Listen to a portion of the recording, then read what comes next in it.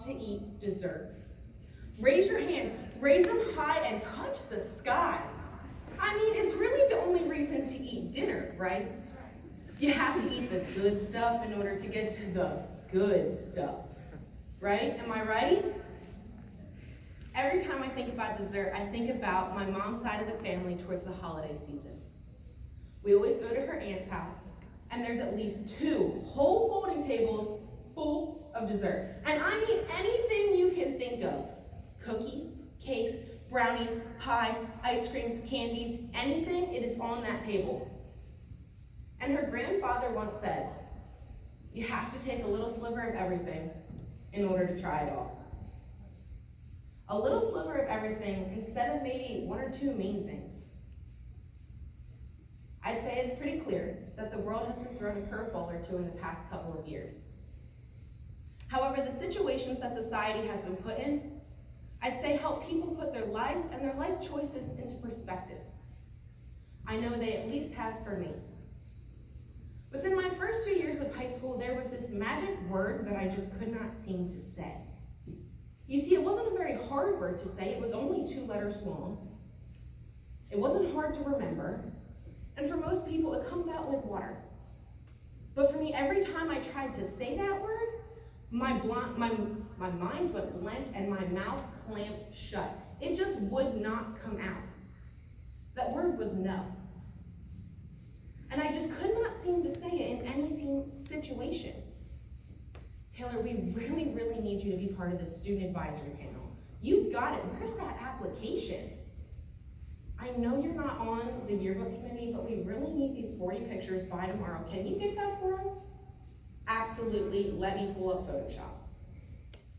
I really need you to be band director and make all of the seating charts and set lists, and I need them by next week. Can you do that? Absolutely. Sign me up.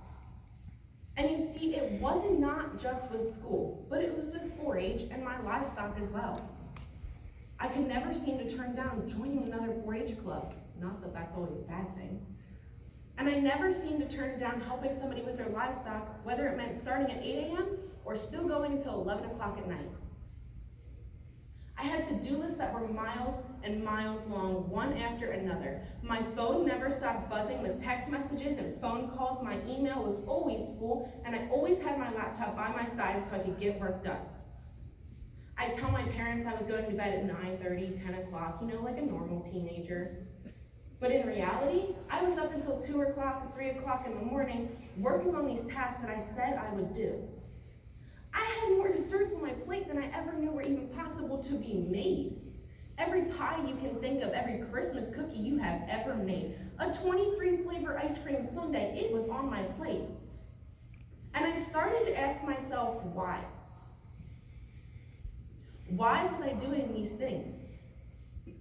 They weren't things that I really wanted to do, they just needed to be done and other people had asked me to do them. They weren't things that made me happy to do them.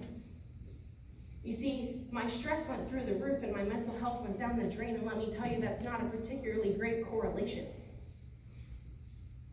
And then COVID hit, and everything shut down, and a lot of the things that I was doing for other people just didn't need to be done anymore. And for the first time in quite a few years, I had time to relax. And I had time to talk to the people in my life about more than the to-do list we had to do, the events we were planning, and our schedule for the next couple of weeks. And then I thought of something one of my English teachers told me back in high school.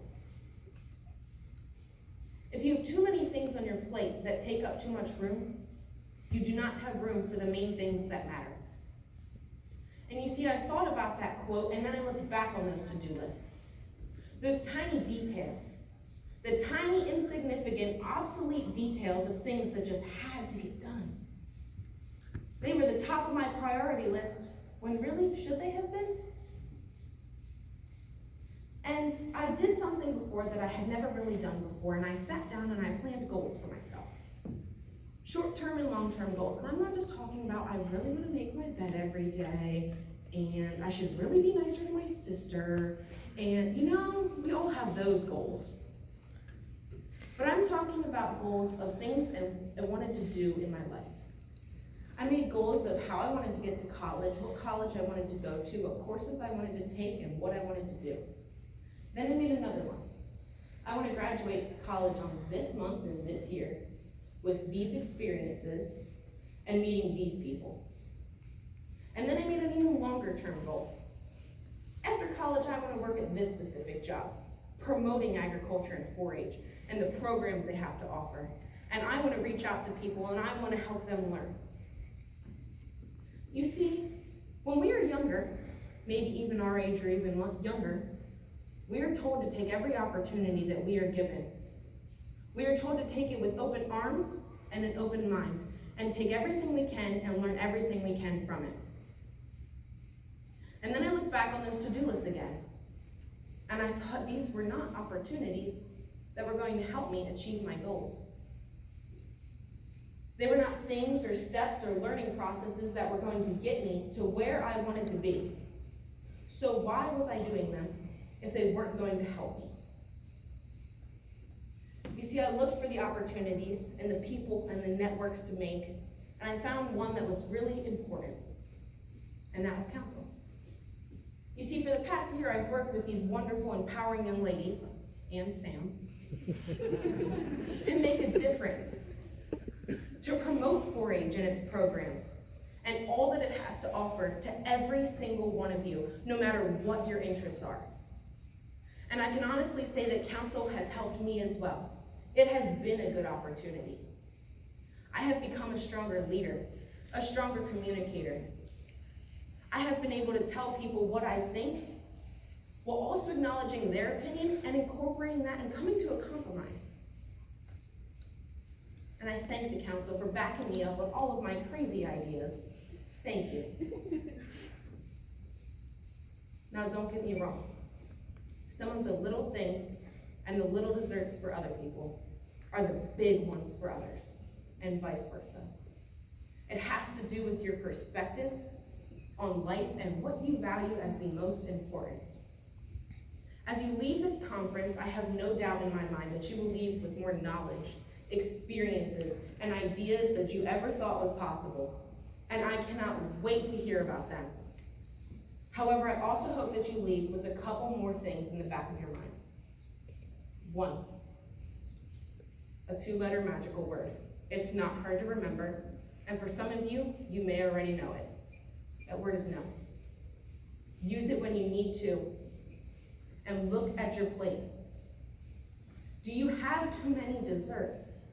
Is there too many little slivers of everything, and do you need to cut it down to maybe a piece of cake and a cookie or two? And 2, look at the opportunities that you are given. Are they ones that are going to help you achieve your goals? Are they ones that you're going to learn from and use later on? I hope that you look at them and you find the ones that are going to help you become the amazing leaders that I all know you are capable of being. Thank you.